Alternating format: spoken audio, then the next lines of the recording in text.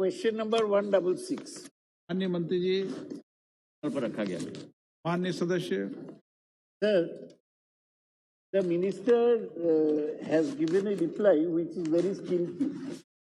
My question was whether the government has taken any steps to improve civil aircraft manufacturing in India. Now we have to buy almost 7 lakh crores of aircraft from Boeing, Airbus, Embraer, Bombardier, etc. They are dominating the whole market. Now it was expected that with Make in India, we shall be starting to make civilian aircraft.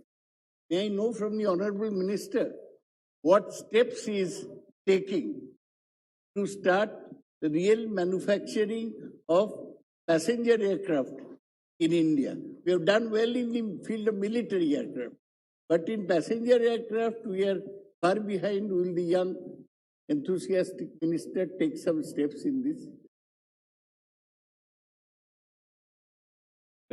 So the member is very correct that the civil aviation sector consists of just not only airline operations and airport operations, but the whole ecosystem must develop. And in order for that ecosystem to develop, the industry must go from nascency towards growth phase, which is where we are going today. So not only airlines and airports, but MROs, FTOs, aircraft manufacturing, these are very, very important parts for the growth of the civil aviation sector in any country. There are two methods to look at this. One is a top-down approach, where you build a whole aircraft, or a bottom-up approach, from where you look at building components, rising to the level of aircraft. And I'm pleased to report through you, sir, to the House, that India has advanced tremendously over the last 3 or 4 years towards manufacturing full aircraft.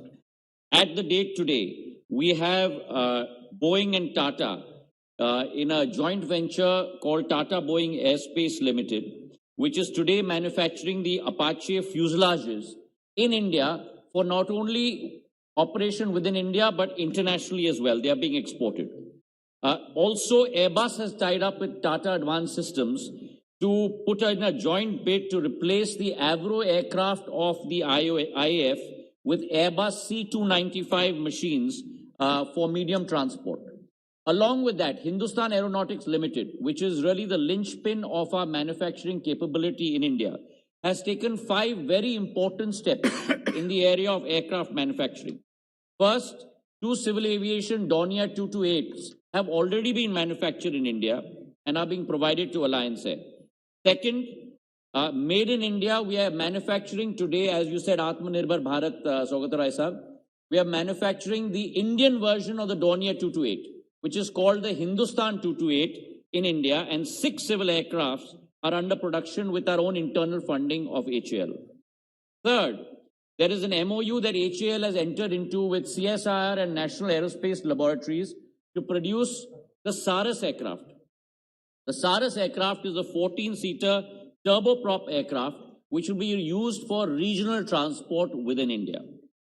Fourth, we are also producing a 19-seater light transport aircraft within India with CSR to give a new impetus to regional transport. And finally, the ALH, the Air Light Helicopter Dhruv, is also being produced by HAL. So we are progressing very rapidly in this area of manufacturing of aircraft, which Sougata Rai ji rightly pointed out is very important to provide the core impetus for aircraft and airline civil aviation sector in India. China has already built up its own aircraft manufacturing capacity. Brazil has nationalized Embraer and they are manufacturing planes. Now, when we are buying small aircraft, Indigo has ordered for buying ATR 72. They have ordered for buying 50 ATR 72. Now, these smaller aircraft are necessary to have local, for the UDAN scheme, to have local taxi services. Now, my question is, I also know, as the minister rightly mentioned, that Tata Advanced System, Mahindra Airspace, Bharat Fund. They are building capacity to manufacture aircraft. Only Reliance Defense, owned by Anil Ambani, is a non-starter. May I know from the Honorable Minister whether any replacement for ATR 72s is planned by the ministry, and whether he is setting up any system to regulate the air taxi system for flying short distances of air taxis on the Uran scheme. Sir, through you, I'd like to place on the table of the House that as far as short distance is concerned, we have two optional aircraft possible to fly those short distances under Udan.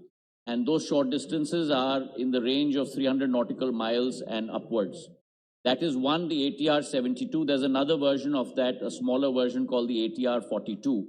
But we have not got that in our fleet as of today.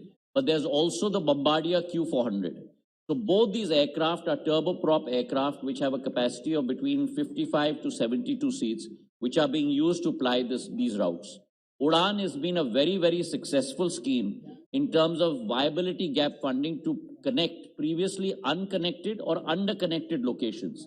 And under that scheme, not only have we provided connectivity between smaller cities and large metros, but we have also built 63 airports, heliports, and waterdromes. So our dream of making sure that we grow from the earlier 74 airports prior to 2014 to 138 airports that we are today. So we have almost doubled the number of airports within 7 years, sir. And along with that, we plan to grow to 220 in the next 4 to 5 years. So increasing that infrastructure is our imperative, and we will surely deliver on that. I would like to apprise the honorable member. Thank you. प्रश्नकाल समाप्त।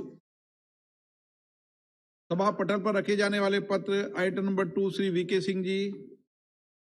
सभापति महोदय, आपकी अनुमति से मैं संशोधित कार्यसूची के क्रम संख्या 2 पर मेरे नाम के सामने उल्लिखित पत्रों को